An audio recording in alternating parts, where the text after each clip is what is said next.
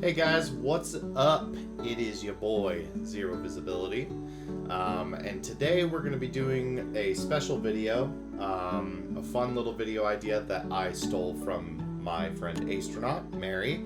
I'll link her in the description if you want to check her stuff out. But today we're going to be doing a tier list of games that I have played on my channel. Now, to be fair, this is not a comprehensive list. There are a handful of, those little one-off indie horror games that I can't fucking remember the name of anymore that are not on here. There's a few games from the Clip compilations that aren't on here. But for the most part, this is a comprehensive list of 50 games that I have played on this channel in some form or another. And today we're going to be ranking them just based on how I feel about the game. Keep in mind, as with any tier list, this is all personal preference, so you're probably not going to agree with a lot of the things that I say in this video. This is my opinion. This is where I rank these games at, so just keep that in mind as we continue on. And without further ado, we are going to go ahead and get started with our first game, Savant Ascent. This is one of the games on this list that I'm actually not sure if I played for the channel. I should mention, these games also encompass games that are currently not on the channel. As you know, I went through the big video deletion. It was a huge mistake. I regret it every day. Blah, blah, blah, so on and so forth. We've already talked about that multiple times. But I did include as many of those games as I could remember in this list. So just FYI, if you're seeing ones here that you don't see videos for on the channel, which is probably a lot of these, that is why. So, anyway, Savant Ascent. This is one of the ones that I'm not sure I actually played for this channel. I'm a huge fan of Savant's music. I've been following him since, I can't remember the order of the albums, but, Alchemist, Cult, whatever the hardstyle one is, I can't remember the name of it. But he released this game a little ways back, and it's a fun little arcade game. Really simple premise, nothing too crazy in-depth about it, but it is quite fun. It gets a little difficult towards some of the ending parts, and I don't think I've played the most recent update to it, but it is still a good game through and through. It's a little surface level, not a lot of depth to the gameplay. It's kind of just a fun little stick shooter. So I'm gonna go ahead and give Savant Ascent. Let's start out with B or A. I think I would probably put it in... I'd probably put it in A. For what it is, being kind of a bite-sized experience, it really is pretty fun. And of course, it's got Savant's music in it, so you got a great soundtrack to listen to. Alright, next, Stick Fight. Stick Fight is a great game. Fun little platform fighter, I guess you could call it. About stick figures fighting, all those animations we used to watch back in, the late 2000s that were all over the internet. Maybe early 2000s, I don't know. I'm old at this point, I don't fucking remember. It's a fun game. Once again, not super in-depth gameplay. It's a party game, so I'm not a huge fan of party games just because there's never a lot to gain from them. It's sort of just to have a laugh with some friends, which is always good, but I also feel that the movement mechanics in the game are kind of poor. The jumping is absolutely terrible, and it doesn't even work most of the time. But for what it is, it's a good experience. I definitely would recommend it to anyone looking to pick up a fun, fighting party game. You can get it on, every console. So, I'm going to go ahead and hit Stick Fight with a B. I'm Scared 2016. This is the full release of the game. This is one that you can find on my channel. I played the whole game on the channel. I love this game. This is definitely one of my favorites in terms of a horror game. I'd say the only criticisms I have of it is that there seems to be an attempt to create a story, but it's kind of hard to get invested in because you don't really know any of the players in the story. It's basically just you and her, or Whiteface, or whatever the hell the name is. But Really effective scares, super great atmosphere, even with the 8-bit aesthetic. Well, it's not 8-bit, but, you know, the retro aesthetic. I'm going to give that an A. I think it's a great game. It's not quite an S rank, but it's super fun. Remnant from the Ashes. You can see some clips from this in my first clip compilation. This game is great. I love Remnant. If you probably noticed, and it is in the list, we'll get to it eventually, but Remnant 2 is something that I'm streaming right now with my friends. As far as Remnant 1 goes, it is a great game. I love the roguelike elements to it. I love how you can get unique stuff on every playthrough. I love how there are puzzle-solving elements, not just to how you interact with the world, but also how you fight bosses. Like, you can get different items for killing one boss in a really specific way versus just killing it normally. And I think that's something super cool that not a lot of games have done. That being said, the roguelike aspect in this game is not that great, honestly. It's... You think that it's super randomized, and you probably will get a fairly unique first playthrough, but the worlds are in a set order. There aren't as many randomization elements to it as you might think. I still think it's a great game, but I'm going to go ahead and give Remnant 1 a B. And since we're talking about it, we might as well just talk about Remnant 2 as well. Remnant 2, on the other hand, now I haven't gotten that far into it yet, to be fair, but Remnant 2 seems to tackle the randomization elements a lot better. Biggest improvement being, like I just said, the worlds are in a random order in Remnant 2. You can start... I'm sure... I haven't gotten to the end of it yet. I'm sure, like, the final parts of the game are the same no matter what playthrough you're doing.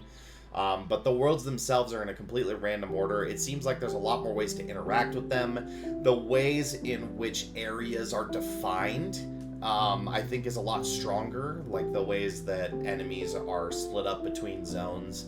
I think you get a lot better progression flow going on in this game. So I'm going to give Remnant 2 an A over Remnant 1. I think it is an improvement. Again, there could be some things that change my mind later on, but we'll see. Uno by Ubisoft. Now, I hate Ubisoft as a company. I'm sure most people probably don't care for them. They make some good games, but I think overall they're way too involved in the whole pay-to-play model. But we won't get into that here because that's not what we're talking about. It's Uno. The game is Uno. It plays great. There are some latency and like server disconnecting issues that kind of pervade through the whole experience. But I mean, it's Uno. Like, what more could you really ask for? I don't really know what to say about it. It's just Uno. I'm gonna kind of go middle of the road with this one and give it a C, just because there are parts of it that are kind of unpolished. It's got a lot of frame issues. A lot of disconnecting problems, but I mean, it's fine. It's Uno. All right, Deep Rock Galactic. This is a big one for me. I love Deep Rock Galactic. Probably not as much as my friend Brendan, who's sunk like almost 600 hours into it. I think I'm only at like 200. But I played the entire first season of Deep Rock solo, like unlocked everything. And I've played it with my friends multiple times. Super fun game.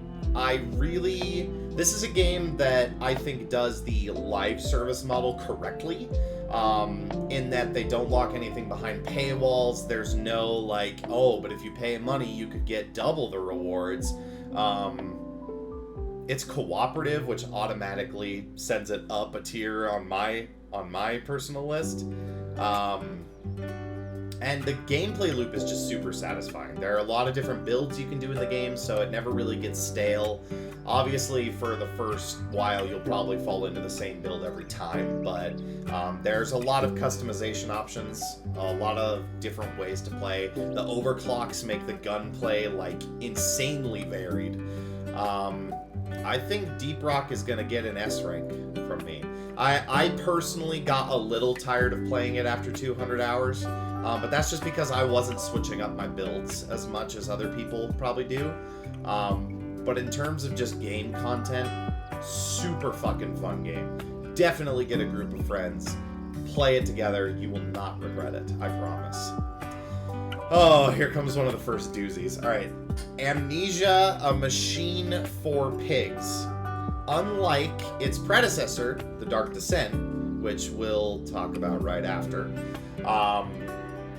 Machine for Pigs was extremely disappointing. Mostly because you went from the tense survival horror puzzle solving of Dark Descent and basically downgraded to just a walking sim. That's pretty much all it is. It's just a walking simulator. Not only that, but the story is like insanely convoluted, at least for me it was, and really hard to understand. By the time I finished it, I did not understand what I had played, really.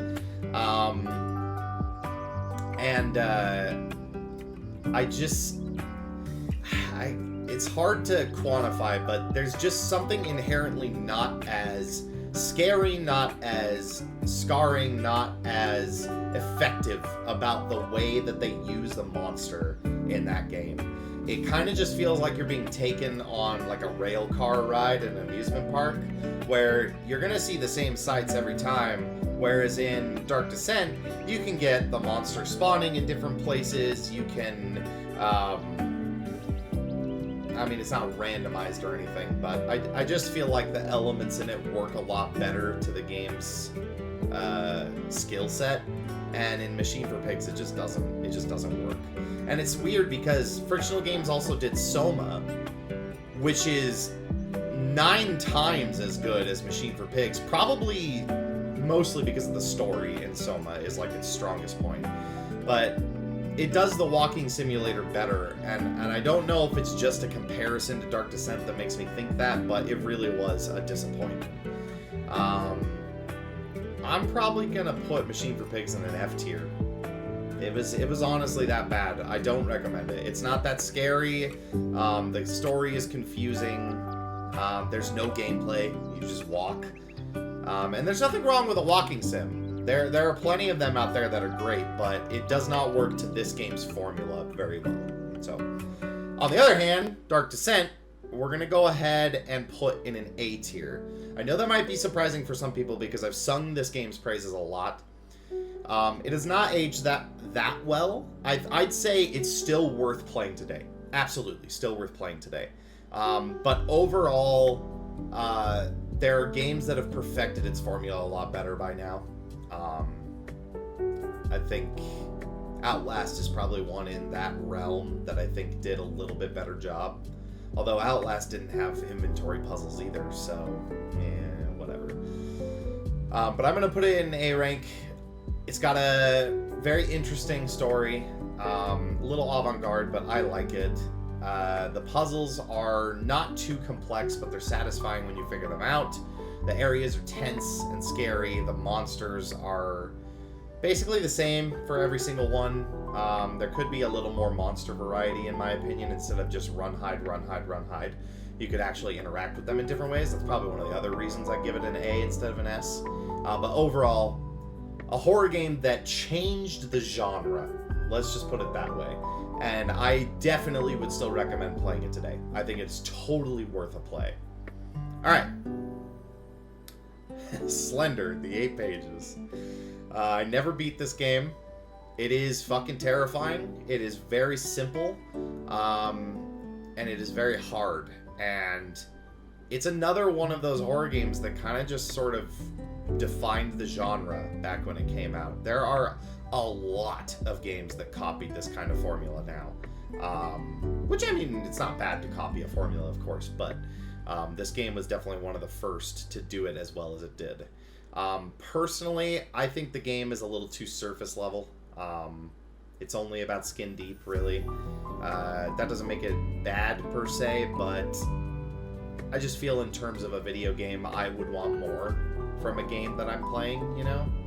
So I'm going to go ahead and put 8 pages in probably a B.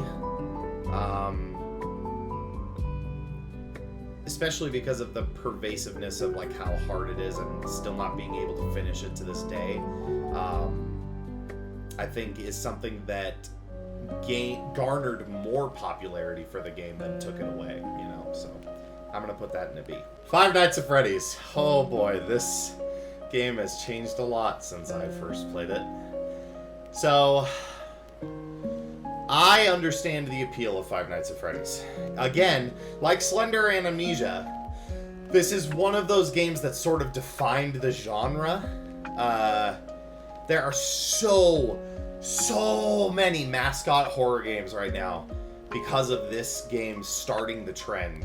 And I'm sure there were ones before it that did something similar, but this was the one that really was the breakout title in that type of genre. I do think that Five Nights at Freddy's is a scary game. Without any prior knowledge of where the franchise is now, if you just threw someone who didn't know what it was into the first game, I can guarantee you they would probably be freaked out. I was scared just playing the demo of it. But I personally am not a fan of the gameplay elements. I think they work to the game's advantage in creating tension. And I'm trying to look at this objectively because we now have an entire catalog of Five Nights at Freddy's games, and it's sort of hard to separate just the first one from all those. I'm going to go ahead and put Five Nights at Freddy's in a B. I personally am not a big fan of it, but I have to give the game credit because the way that it does its...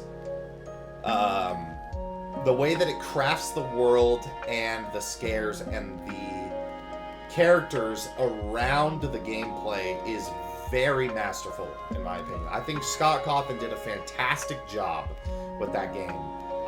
I won't speak to the rest of the franchise. It's had its ups and downs. I personally am not a fan. I've only played the first one, and that's it. I've watched other people play the others, but it's never really been for me.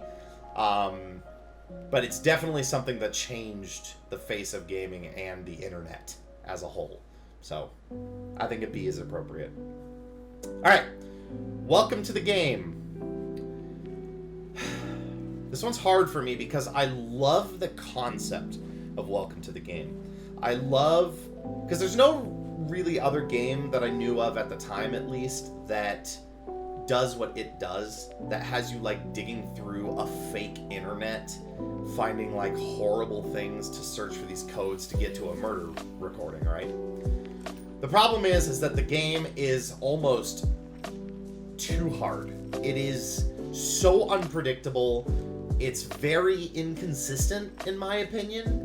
And it feels like a lot of it is left up to random chance. That and a lot of the content in it is not safe for YouTube. Not that it matters for most people, I'm sure. I've heard that the second game did the formula better, but I don't know how much better. I still remember hearing a lot of criticism for it. So, I don't know. I personally thought it was way too hard, way too unpredictable, and way too tedious for how often you can get killed. Like having to start over from the beginning is just like, it's a game changer. So I'm gonna put Welcome to the Game in a D. I don't think it's terrible. I think it has its strong points, and I think it's got a very unique idea, but it is not executed very well. So, Bloody Trapland is next. Bloody Trapland is a great platformer, honestly. I think there are times when it's a bit hard for me, and I've never been a huge fan of like trial and error, start over from the beginning type platformers. But I think it does what it does pretty well. It's appealing to look at. The sound effects are very punchy. I think that it definitely has a good identity about it. But I don't know. I guess I'm just not a huge fan of those types of platformers, the ones that are sort of geared towards frustration. This is definitely not as bad as another game on this list, obviously. You probably know what I'm talking about already. But it's sort of in the same vein, just toned down. So I'm going to give Bloody Trapland a C. It's definitely not a bad game. I'd say it's pretty average. I don't know if I'd necessarily recommend it to people, but it was fun while it lasted. Alright, Alan Wake. This is one of those games that unfortunately suffered a little bit from my channel's playthrough because at the time I was still using my old PC and it did not run very well. But I played through it again in my own time not that long ago on this computer. And I have to say, it is such a good game. It is a very intriguing story concept. It's not scary per se. I mean, there's a few moments that are kind of jumpy, but it's not really scary. It's more like a thriller action shooter type game. I really like the mechanics in it, with the flashlight and how you use it. It definitely challenges the player at a lot of points, but it never feels unforgiving. I look forward to the sequel for sure, but the original was definitely a big one. I was reminded, the reason I went back and played it is because I was reminded of it when I played Control, because there's like a whole section in Control that's about Alan Wake, and it really is, it's a good game. I very much enjoyed it. I'm gonna go ahead and put it in an A. I think it deserves that A. Also, I changed my mind. I'm putting Five Nights at Freddy's on a C. Because every time I look at it on a B, it just doesn't make sense to me. So, again, not a bad game, but yeah, Alan Wake, great game. I definitely recommend it. Anna Extended Edition. This is one of those games that I picked up on a sale that I'd never really heard of. Nobody on YouTube had really played it at the time. And it is not that good. I don't remember it being genuinely awful, but I remember the puzzles being extremely obtuse and not very easy to figure out. I do remember the game being very pretty and some of the chapters being pretty interesting. If I remember correctly, it basically takes place in that house the whole way through, which is pretty good. I like how... I love a dynamic setting. I think that's a very slept upon idea in video games nowadays.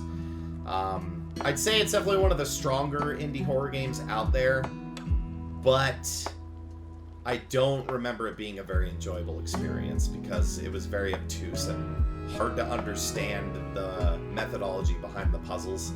So I'm going to go ahead and put that in a D. I'm sure it wasn't terrible, but I was not a huge fan. Paranormal. I have fond memories of this one because this is the first game that I ever played on my channel. Little indie horror game, basically just paranormal activity if it was a game. Bunch of random shit happening around a house. You encounter random events. I like the randomness aspect of it. I think the game most recently I can think of that did something like that was, what is it, the Autopsy one. I can't remember the name of it, but you guys know which one I'm thinking of, where you're like embalming dead bodies and shit. That's one that does like the random scare thing really well. So, I remember the story was very skin deep. It's basically just like you're in a haunted house where her husband killed his wife and the wife's haunting it and so on and so forth. Little too short, not super effective after a single playthrough. Even the single playthrough is not super effective. It mostly relied on like loud sound type jump scares. So I'm going to go middle of the road this one. I'm going to call it a C. The biggest detriment to it is that it got abandoned like very quickly from its creators, and a lot of the stuff in it just doesn't really work anymore. But I'd still say it was a decent game overall. Okay, Nobody Saves the World. Now, this one I didn't play on my channel. This is a game that I am currently playing with Astronaut over on her channel. So if you want to go check that series out, it's on there. I think there's probably like 2 episodes by the time this video gets uploaded. Super cool game. Interesting little top-down combat game where you change into different forms, and you get different abilities for each one. You can intermix the abilities between the forms. I think it's a cool game. I don't super enjoy the combat itself is basically just hold a button and hit things. There's no like nuance to it. I think you get a dodge roll later in the game, but it's not super effective, and you're actually supposed to use it as an attack rather than a dodge. So it's a little rough around the edges in my opinion, but I think it's got a lot of heart, and it's got great writing in it. The writing is super funny. We've been having a lot of laughs playing it. So I'm gonna go ahead and plop that into B. I think that's a respectable place for that to be. Bigfoot. It's hard to say that this one is a bad game, but I think fundamentally it does not work in a multiplayer setting. Bigfoot is way too overpowered, and yet if you put him on lower settings, the game really isn't as fun because he's not as scary when you encounter him. The resources are a little too sparse. The different maps really don't have that much different behind them besides a different coat of paint. It's not that it's a bad game, it's just that inherently the way that the concept is executed is kind of flawed, in my opinion. It's very slow paced because it takes so long to kill Bigfoot, and yet they emphasize like a leveling up system when like a single playthrough could take upwards of an hour and a half to complete. I personally didn't have a great time with it. I'm going to go ahead and put Bigfoot in an F. It's not like it's an absolute dumpster fire of a game. It's honestly kind of frustrating how not good it is in execution when it could be so much better, you know? I want to be the guy Gaiden, F. I hate rage games. End of story. I don't care if it's a good game. I don't care if it's a classic to some people. I fucking hate rage games. And that's the only one I've ever played on this channel, I think. And I will never do it again. Ever. I hate it. So, that's that. DDLC. You guys all know what DDLC is at this point. We didn't finish this playthrough on the channel, but it is fantastically written. I think that DDLC is one of the coolest passion project type games I've ever played. It's one of those games where, you know, if you haven't played it, you should go do it with no spoilers because it's a great game. Doesn't matter if dating sims aren't your genre. I think you would truly enjoy it. And I really look forward to what Team Salvato has planned in the future if this is what they're making for free, you know. And of course, I played the Plus DLC on the Switch, which was super great. It was an emotional roller coaster for sure.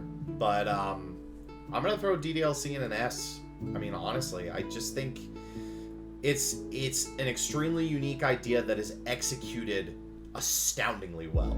So I think it deserves that ranking. The only thing is that, obviously, I wish there was more to the story. I wish you got to know the characters better. I wish there was a little more time to spend with them, but I think that would defeat the purpose of what the game's going for. So we'll just move on with that. Minecraft! Everybody knows what this fucking game is. I did a couple of like mini Minecraft series on my channel that no longer exist. I don't think it's hard to say that Minecraft is an extremely well-made, well-thought-out, and diverse game. However, I'm going to put it in an A rank only. The reason I wouldn't give it an S rank, and I'm sure it's better now. I haven't played it too recently. I'm sure it's a lot better. I remember my biggest frustration with Minecraft was not really knowing what to do because there wasn't a lot of guidance. I know they have a recipe book now, which is a step in the right direction, but I remember there wasn't a lot of guidance. There wasn't a lot of incentive to feel like you needed to explore other than your own want to explore the game. So I feel like for a lot of people, it probably doesn't hit quite as well as it could. But definitely a fantastic game. I'm glad that they're still doing updates to it. I've heard that a lot of people are frustrated with some of the newer updates because they barely add anything to the game, but I haven't played it in forever, so I wouldn't really know that. But overall, really good game. I've played it like 7 separate times. I've probably got over 1,000 hours in it, if hours were recorded for it. Super fun. I love that game. Back 4 Blood. Now, I only played the beta for this one, but I have to say it was quite an enjoyable experience. I feel that in comparison to a game like Left 4 Dead, it is not as strong. Or Left 4 Dead 2, I guess. It sucks to say that, but I did not feel like it was as fun as playing Left 4 Dead or Left 4 Dead 2. But it was still a good game. I'm going to go ahead and give it a middle-of-the-road ranking, like a C, just because I only played the beta, so there's probably a lot of changes to it now that make it stronger than it was. But if I'm ranking it purely based off of the beta, I would say a C is appropriate. It wasn't bad at all, by any means, but it just wasn't as fun as I was hoping it was going to be. I can't really say much for the mechanics. The gunplay was pretty good, but the difficulty spikes between levels and between levels of difficulty were way too big. The gaps between difficulties were way too big. So that was one thing I definitely remember. And I didn't really feel like the enemies were as scary or as effective as ones coming from like Left 4 Dead. So that's kind of what I think about that. Don't Starve. This is another tough one because I don't get it. I totally understand why some people probably love this game. It's cool how hardcore of a survival type game it is and how unforgiving it is. But in my playthrough of it, I personally felt that it was too unforgiving. I never really felt like I was making any real progress in the game, and by the time I actually made any, I was dead and had to start a new world. It also takes way too long to get built up to a good point in the game, in my opinion. The sort of first stages of starting and getting accustomed to the game systems, I think, just go on for way too long. Definitely not a bad game, but in my opinion, I did not really care for it. I've tried to play it like 4 separate times, and I just don't get it. So I'm going to put that in a D. It's certainly not a dumpster fire or anything, but I just don't get it. I don't really find it enjoyable. Doom Eternal. Easy S. Easy S rank for that. I am not... Okay, so before Doom Eternal, I'd never played a boomer shooter. I only had played the first game in the Doom franchise. I don't play a lot of FPS games in my free time. But for some reason, when I saw the trailer for Doom Eternal, I was absolutely ecstatic to be able to play it. This was the first game that I played on my new computer, actually. And it is one that will be seared into my memory forever. I don't think I could ever be good enough to play some of the highest difficulties in it, but the highest difficulties require an absolute mastery of the mechanics, and like I said, my reaction timing isn't the best, which is why I don't play a lot of FPS games. Also because the online communities are toxic, but that's another conversation. But Doom Eternal was a fucking fantastic experience. Great music, great enemy designs, great weapons, the gunplay was awesome, the levels were well thought out. Just pretty much every aspect about it was a win for me. I absolutely loved it. The only problem I could point out about it is some of the online piece emphasis, like cosmetics and shit like that, and having those available for purchase, but they are just cosmetics. It's not like you need them to experience more of the game, so I won't dock it too many points for that. It's a Bethesda thing. They do that in a lot of their games, so.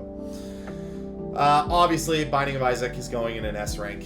There's no question there. Binding of Isaac is my favorite game of all time, specifically Rebirth, Afterbirth, Afterbirth Plus, Repentance. All of those rolled into one. I'm specifically ranking Repentance here because that's the one I played on my channel. I think I did a few episodes of Rebirth, but I don't really remember. So, Repentance was everything I could have hoped for from a DLC for this game. Not just in the amount of stuff that it added, But I still am floored by the fact that Edmund reached out to the mod developer for Anti-Birth and incorporated his mod into the base game. That is something about the indie community that I love more than anything, is their reception and listening abilities with their public, with their followers and their fans. But yeah, I mean, Binding of Isaac in general, absolutely fantastic game. There are definitely some low points about it. You know, the amount of bad runs that you'll get just from the sheer amount of things that you can get in a randomized run is, I think, a low point for the game. But runs are quick. If you get past like 10-15 minutes, you're probably going to be able to go all the way, as long as you take your time and don't get too excited and ahead of yourself. So I think quick returns warrant the amount of randomization kind of getting a little rough at times. But the gameplay loop is fantastic. I absolutely love it. So there you go. 40 Winks. I played this on a live stream, a nostalgia live stream. I do still like this game quite a bit. My nostalgia was satiated by playing it, but it is definitely not as good of a game as I remember it being when I was a kid. I'm going to go ahead and rank it a B. It's very simple, it's very easy, and also the mechanics are a little bit janky. You know, PS1 era games, they're going to be a little janky, especially playing them today. But I still have a big fondness for it. Even with it being kind of childish. You know, I played it when I was a child, so it makes sense. But I still think it's a super fun game. It's not too hard to get through. You could do it in like one, probably 6-hour sitting. But dialogue and characters and story are skin deep and pretty terrible. But the game itself is a super fun, like Banjo-Kazooie-esque type collectathon, just on a very simple level. So that's a good one. The Void. I don't remember this game very well. All I remember is sheer not understanding of the world I was in, the mechanics I was interacting with, and what I was supposed to do. It might be better than I give it credit for, but I'm going to go ahead and throw it in an F, because all I can really remember are my feelings about it and how much I just viscerally did not enjoy the experience. So, Ghouls Forest 3. This is one of those little tiny bite-sized indie games. It's a mod of Doom. Really fucking scary. Also very, very simple. But, you know, you're working on the Doom engine. I think the amount of complexity you could get to is something like myhouse.wad, and yet that is, you know, however many years in the future from this one. By then, people have probably learned a lot more about the engine and how to make unique stuff. So, I'm just gonna give this sort of a middle-of-the-road ranking, like a C. There ain't much to the game. It's really simple. I just remember its biggest point is that it makes you feel powerless, and the creatures are super scary. That's really all I can say about it. GTFO. This is one of my favorite games. And yet again, you might be surprised that I am going to put this in an A rank. I have invested almost 500 hours into this game. And for all the things I love about it, I really feel like by now there should be more substance to the game. I appreciate that the devs are bringing back old rundowns now, so you don't have to, you can go back and play old levels. But there's still not a huge enemy variety. There's still not a lot of level variety. There's still some gaps in difficulty that I think need to be addressed. There's still mechanics in the game that don't even exist. Like, the ping system in the game is barely functional for a ping system. Now, all those negative things being said, the gameplay loop is super fun, although sometimes it does go on a little long. The game is tense and terrifying when you're first starting out. The enemies that are there are very unique and fun to play around. The atmosphere is great. The sound design is great. The story, while surface deep, is also very great if you do the effort to dig into it. there's a lot that I love about that game. A lot. So I think A rank is appropriate. I wish I could give it an S, but it just doesn't quite hit that level. Even after almost 500 hours, it just doesn't quite get there. So, Penumbra Black Plague. We're actually going to talk about Overture first. Penumbra Overture. This was the predecessor to Amnesia, and I would say I'd plant this firmly in a B, and I would actually put Black Plague in the same spot. The story is pretty interesting in it. I like the characters that you do encounter. The enemies are definitely pretty unique, albeit sometimes kind of janky and don't show up often enough. But that's kind of the Amnesia formula as well, that they don't show up very often. The reason I would rank them lower than Amnesia for sure is because, being that they are older, obviously you got to give them a little bit of credit in this department, but a lot of the puzzles don't work very well. The mechanics are super janky and a lot of times just don't even work, like flat out don't work. The UI is pretty bad in my opinion. But overall, the atmosphere is there. The creatures are definitely create some tense moments. And the story overall is pretty satisfying. So I think a B is good for both of those. All right, Worms Revolution. This is a tough one for me to say because I love the Worms franchise. I've been playing it since Worms Armageddon. And my favorite one is definitely... It's a tie between World Party and WMD, as old and new. Worms Revolution was not one that I cared for. I'd put it in a C rank. It's not like it was bad. There was a lot of interesting weapons in it, a lot of interesting things that could happen in the environments. I don't like that they had some of the levels locked behind a paywall, but, you know, DLC, whatever.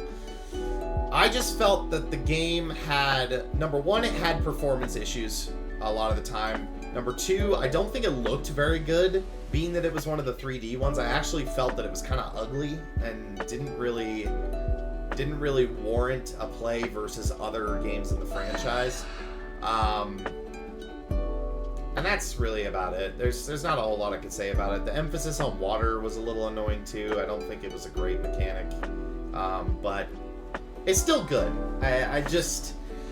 I've played like 8 different Worms games, and this is probably one of the ones I would rank the lowest. It just was not that fun.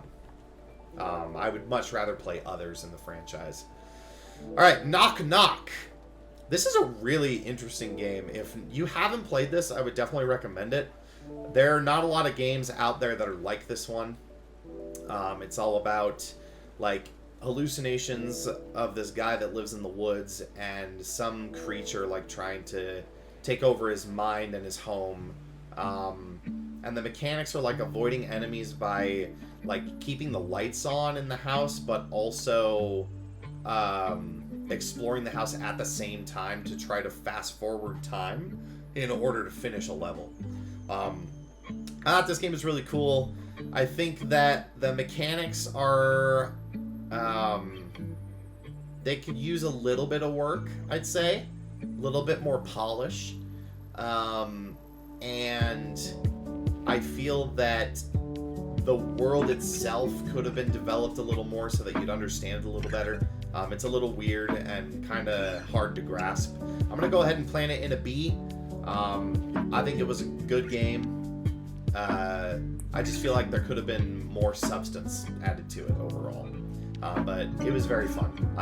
I've played it like 3 times, honestly, which goes to show that it was a good experience, so I'd recommend it. Alright, Labyrinthine. In its current state, I can't rank this one too high because the enemies in the game are really janky and don't always behave the way that I think they should. Specifically, Chapter 1 and Chapter 4. I haven't played Chapter 5 or 6 yet. I think 6 is out. But 1 and 4, the monsters are kind of janky and I don't think really worked well enough. Or I guess it's 2 and 4 because 1 is the intro. Chapter 3 was great, the Wicker Man chapter. That one was super fun. But I think it has a lot of potential. labyrinth maze exploration type game.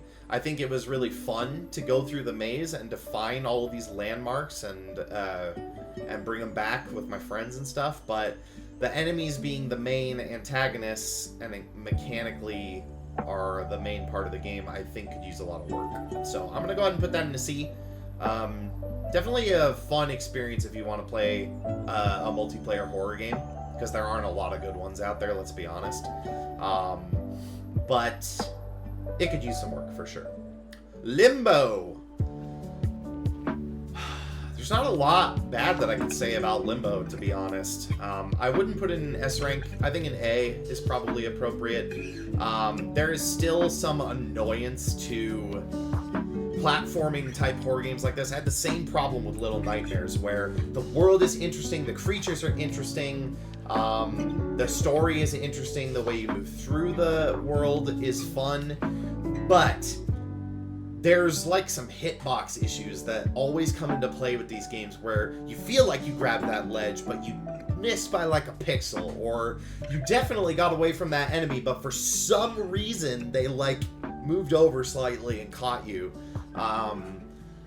So I wouldn't say that it's a perfect game, but definitely a super good atmospheric, artsy type horror game that I think anyone should definitely play. I've heard that Inside improves on a lot of those issues, and I have it for the Switch, but I'm going to play it with my wife, so I haven't gotten to it quite yet, but definitely one that I would recommend. Okay, Slender Hospice, I think? There was a whole group of Slender games that came out after the first one, not made by the same creator, of just like different locations, collecting different things. There was like a Christmas one, there was a hospital, a school, there was a whole different one. But I played the hospital one. It was fine. I would give it a C. When it comes to Slender games, most of them are very middle of the road for me, because they don't really do a lot to improve on the formula from the original one. They usually just rehash the same thing, but they don't rehash it as well, because I don't think the horror in this one is nearly as pervasive. It's definitely not as hard. I just don't think the atmosphere captures the same feeling as the first one does. And I don't think any other Slender type game has done that since. But I haven't played a lot of them, so let me know if there are any good Slender-esque games that aren't actually Slender, that I could play, maybe for the channel, maybe on my own, I don't know. McPixel! What a fucking weird-ass game this was. I give it a B. It was fun for, like, the point-and-click style game. It was definitely very entertaining and very funny. There's not a lot of explanation behind it, of course, which I think is fine. It doesn't really need it. But I've never been a fan of games that go the whole try everything on everything adage, where, you know, you just have to keep clicking on things until the right thing happens. With this game, it works okay, because usually everything you could interact with is going to be funny in some way. But I've never really cared for that style of gameplay overall, so I think a B is fine for that one. Cry of Fear. This is going up to an S. Now, I can't fully explain why I would give this game an S, because it's a bit dated. It definitely has some functional issues with the gameplay. It's a mod of Half-Life, so there's definitely some... I'd say there's some things that could be improved about it, but I think as a horror experience, it both encapsulates the horror genre extremely well, while giving you the ability to fight back, unlike games like Amnesia. It's kind of a hybrid between like the Amnesia style and the Silent Hill style, like early Silent Hill. Enemies are super scary, areas are dark and tense, music is grating and eerie and gross. The actual story of the game is like really sad and super, I wouldn't say identifiable, but you can definitely feel for the characters. Well, character, it's basically just Simon. I just think it set out to do one style of horror, and it did it so well. It was a mod of another game. Like, this isn't a paid game. You can go play this for free on Steam right now. It's got community support. There are people who make custom maps for it, just like the Amnesia thing. I just feel like everything in it was executed so well. It pervades like a Silent Hill type feeling, but it has its own identity for sure. So S rank for that one, definitely. All right, The Fall. This is another one of my favorite games that I've played. Chapter 2 is unfortunately not as good as the first one, in my opinion. The biggest success of the first chapter, I think, is the narrative. I'm not going to spoil it because it's honestly worth playing yourself if you ever get a chance to. But definitely a fun trip to go on. It takes you through. I don't want to say too much because I don't want to spoil it. Let's just say that the combat is pretty well done for the type of game it is, being a kind of like horror exploration type game. The atmosphere is top notch. The battle mechanics get a little janky at times, and sometimes lead to frustration, but I think overall it's pretty well done. And the narrative is really the winning part for me. I'm not going to give this an S. I think an A is good for this one. I'm looking forward to more chapters. If I had chapter 2 on here, I'd probably give it like a B, maybe a C+, if that were a thing. But I'm looking forward to more. I'm hoping that they keep the story going, because based on how the second chapter ended, it seems like there's going to be more. Amogus. I'm going to put this at a C. Among Us is really fun. It's another one of those games that kind of defined the genre that it is now. That sort of deception-based party like group game. I don't really know how to say it. The inherent problem with games like this is that you basically can't play them unless you have a lobby of like 7 or more people, because it just isn't. It's way more fun the more people you have yelling and screaming at each other.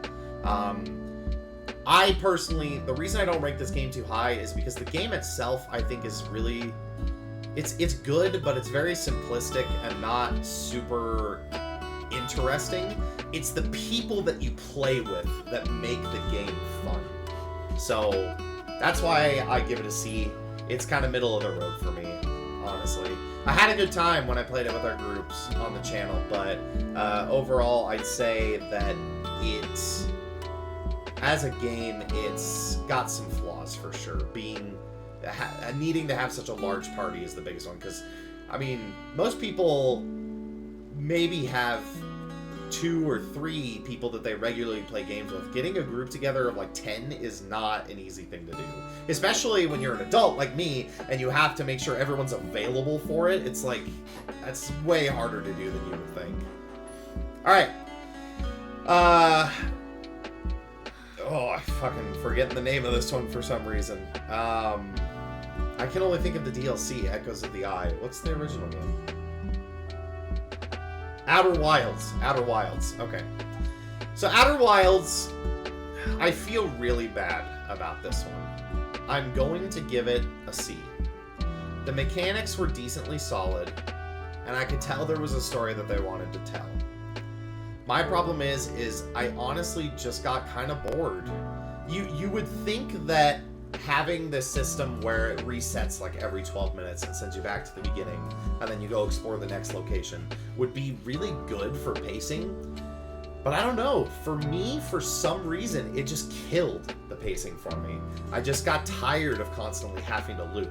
And the reason I feel bad about putting it in a C is because this game's got like a 99% on Steam. I know that the story is probably amazing. Like, tons of the people in the reviews say, if there's any game you could experience just one in your entire life, it's gotta be this one. But for some reason, it just didn't appeal to me. I don't have a good reason for it. I wasn't all that interested in it. I still have it in my library, and I am thinking about finishing it at some point. Maybe I'll get hooked all over again when I play it for a second time. But as of right now, I don't think I'm going to finish it off. We'll see. Alright, Psychonauts. Great game. Super awesome writing. Anything that has the people who act in this, who do voice acting for this game, is probably going to be good. I haven't played the second one yet. I do want to. I've heard that it's great. I've heard that it's very similar to the first game, but just like better in most aspects. I would say that the collectathon aspect of the game didn't really have a lot of incentive behind it for me. I definitely didn't do 100% run.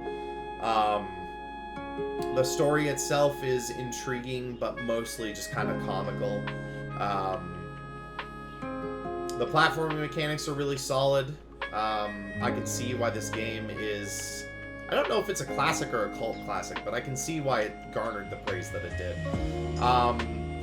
For me, it felt... I don't know why, but I'm going to put it in a B. It was a really good game, and I really enjoyed it, and it got a good laugh out of me, but there's something about it that just didn't rub me as being worthy of an A. I'm sure there are a lot of people that disagree with me on that. A lot of people would probably put this in an S easily, but I think a B works for me. So, Afraid of Monsters. This is like the quote-unquote prequel to Cry of Fear, not story-wise, but development-wise. This was the first game that group worked on, I think. It's another mod of Half-Life. I mean, it's good. I would give it a B. It's basically just Cry of Fear, but inferior in almost every way. It's shorter. The enemies are a little more frustrating and not as interesting, but it's definitely scary. It's definitely off-putting. The opening segment is like the best part of the game, honestly. It's even better than Cry of Fear's opening segment, in my opinion. But I think a B is fine. It's a decent horror game. There's not a whole lot to it beyond that. Alright, SCP Containment Breach. This is a hard one for me because I want to put it in a B, and I think I'm going to put it in a B because progressing through the game is not the most intuitive thing ever. It gets really hard at times, and the random world generation can be super unfair as well. But the world of SCP in general, and the ones that are implemented in Containment Breach are so interesting and so unique. You almost don't want to finish the game. You almost just want to go through and find all of the entities that you can encounter, because that's the most fun part of the game, in my opinion. There's not really a story. You're just a D-class trying to escape from an SCP facility. I mean, there's not much more to it than that. But it's a very good game. It's free. I mean, you can't argue with that price. It's fucking great. I really wish that the SCP Unity project didn't fall through, because it was shaping up to be something really, really great for the SCP community, but also unique enough to differentiate it from Containment Breach. But unfortunately, I think they fell off on funding or something like that. It was laid to rest. So yeah, a B. Silent Hill Homecoming. Here's my reasoning. This isn't... I'm usually pretty harsh on the Silent Hill franchise because I personally think that 1 through 4 are the only good ones, and everything after that is basically garbage. And even then, 4 is a little off the wall. I give this an F for 2 reasons. Number 1, the game really isn't that good. I think it loses the point of what Silent Hill is supposed to be about. It still ties in the trauma thing, but the actual story of Silent Hill as a town isn't really present, like, at all. And the parts that are there, they kind of just, like, crank up to 11 in a way that just makes no sense. But also, I give it an F because the PC port of this game is a hunk of garbage. It's buggy, it crashes all the time, it's got soft locks in it that you can't get past if you encounter, and you basically just have to replay the whole fucking game. Honestly, terrible. Sorry. Woo. I got a little fired up. Terrible port of this game. But the game itself really isn't that great to begin with. So if it weren't such a bad port, I'd probably give it a D, because it's got some good aspects to it. Some of the monster designs are pretty freaky, and Alex as a character is actually kind of likable and relatable. But overall, not a good game. Silent Hill. Ugh, still on Silent Hill. Slender: The Arrival. I honestly thought this was a pretty cool spin on the Slender concept. I liked how there were different chapters with different things to collect, different enemies to run away from. I felt the difficulty gaps were a little high sometimes. But overall, I think this was a pretty strong entry into the world of Slender. Would I recommend this more than 8 pages?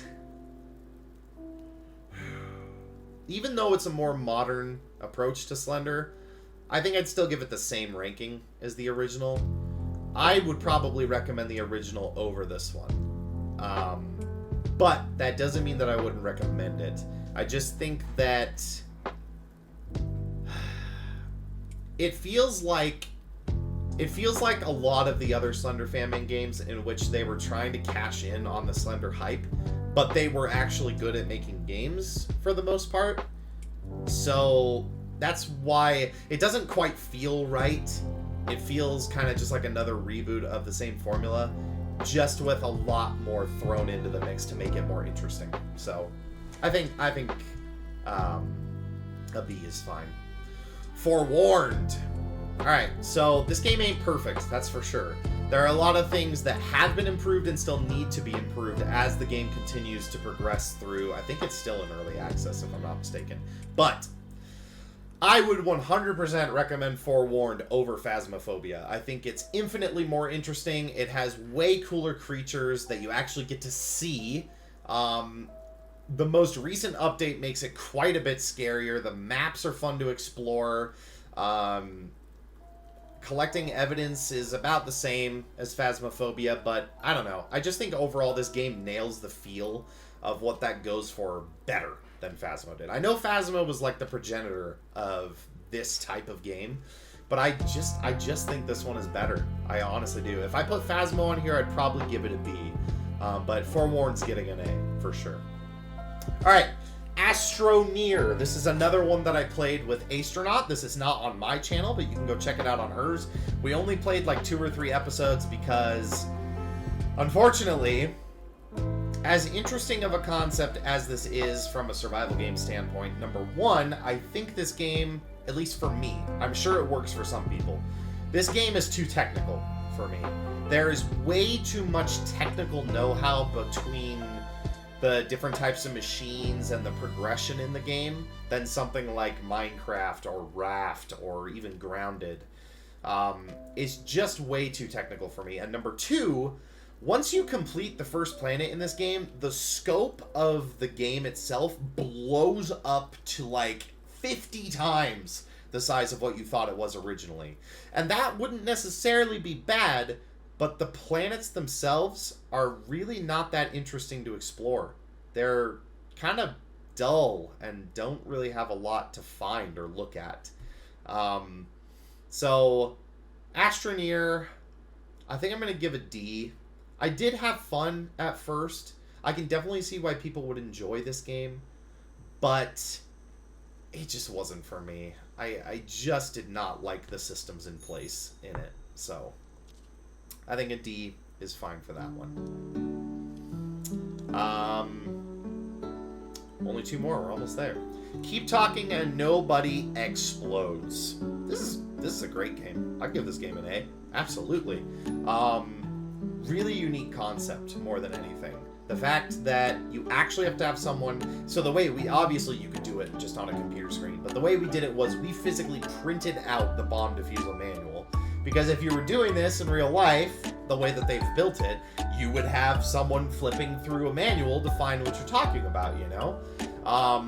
So I think the communication aspect of it is super fun. I think that it is...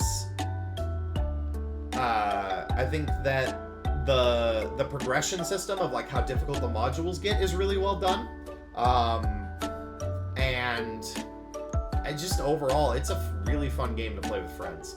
I would highly recommend it. I would recommend doing it. So the way Darlene and I did it was with the walkie-talkies, which was fun. It was a cool idea. I think the optimal way to play this is to have someone playing it on a VR headset and then have the people with the manual close by. I think that's the best way to do it. Because then you can be right up next to each other without having to worry about someone seeing the computer screen and seeing what's going on. So, definitely a good game. I enjoyed that one. And last, but certainly not least, we have Ebe. Ebe is probably one of the... I would call it the progenitor, because I think Witch's House came out first. But Ebe is one of the biggest titles in the RPG Maker horror franchise. I think these games are a little gimmicky, to be fair. I think they can be scary, but they're nowhere near as scary as something like an Amnesia or an Outlast or can't fucking think of the other one I was gonna say, so I'll just move on. I think there are other games that are definitely other game formulas that are way scarier than RPG Maker horror games, but I think that there are some that do it very well. I think Ebe is one of those ones that's kind of in the middle. The story is really good in Ebe. I think the characters are very interesting and fun to interact with. Obviously, the puzzles are they're relatively brainy. They're not super hard, but they're pretty reasonable for most people, I'd say. And the aesthetic of this game is one of its winning features, in my opinion. I think it's got a great aesthetic going for it. So I'm going to put that one at a B. And with that, we're done. That is the entire tier list. So let me know in the comments what you guys think of my tier list here. If you have some that you think are better or worse than what I ranked them, feel free. Let me know in the comments. I'd love to hear what your guys' thoughts are on these games. I definitely know there's a good handful of ones that I've ranked here that people are wholeheartedly going to disagree with. But that's the beauty of video games, is that everybody can have their own perspective on what they like and don't like. So there are definitely a lot of games that I wish I had played on this channel. I'm sure I've talked about it in vlogs before, but plain and simple, my biggest issue right now is that I just don't want to do the editing. That's really it. I still like doing YouTube, which is why I've been doing a lot of streams rather than fully edited videos, but I just don't really like doing the editing. I like putting in edits and making jokes through edits and doing interesting things with the editing, but the process of actually going through and watching the whole video through like 3 times and editing everything out and putting in all the specific timestamps and shit for things, it's just like, I don't really enjoy the process. So but I would like to start doing some YouTube stuff more if I can. I don't know, besides Cry of Fear, which I am planning on recording again at some point. I'm not going to make any promises. Could be a fucking year from now. I don't know. But besides Cry of Fear, I don't know if I'm going to do a lot of series type recordings going forward. We'll see. Maybe my mind will change. I think I'll keep up with the clip compilations. They are heavy on editing, yes, but I get a lot more fulfillment out of doing them because I get to be a lot more freeform with them. There's a lot less pausing and breaks, and I can kind of just like splice everything together in a way that makes it funny for me and hopefully for anyone watching. So I'll probably keep up on those. Streams will definitely still happen. I don't know for what games. Like, me and my friends just played Grounded, and I decided not to stream that one, but now we're streaming Remnant 2, so streams will definitely still happen. There will be more of those in the future. And maybe I'll do some more different styled videos like this one, like tier maker lists and comedy sketches, and, well, probably not comedy sketches. I unfortunately don't have many actors at my disposal for that kind of thing anymore. But, you know, tier list type stuff, maybe reactionary content, maybe sharing memes, I don't know. We'll see. YouTube has always just been a hobby for me, and I'm kind of, I wouldn't say I've fallen out of love with it, but it's definitely not something that I'm as passionate about as I was when I started. So, but I do enjoy coming back every once in a while and doing videos and doing things like this and doing a stream with my friends and stuff like that. So with all that being said, I hope you guys enjoyed this tier list video. Thanks again, Astronaut, for the idea. Appreciate you letting me steal that. If you guys enjoyed the music that you're hearing in the background, please go check out the Jazz Hop Cafe on YouTube. I'm not affiliated with them in any way. They don't pay me money or anything. I just really love their music mixes and the artists that they promote. So if you're at all interested in lo-fi or you want to go check out some of the music you've been hearing, you can check it out on there. I believe we are listening to, it's one of the anime lo-fi mixes. I think it's Fall in Love or something. I think I'm Falling for You, something like that. So go check that out if you have a chance. If you like lo-fi, it's definitely a great channel. So without further ado, I will see you all in the next video. Thanks again for watching. Stay safe out there, and peace out.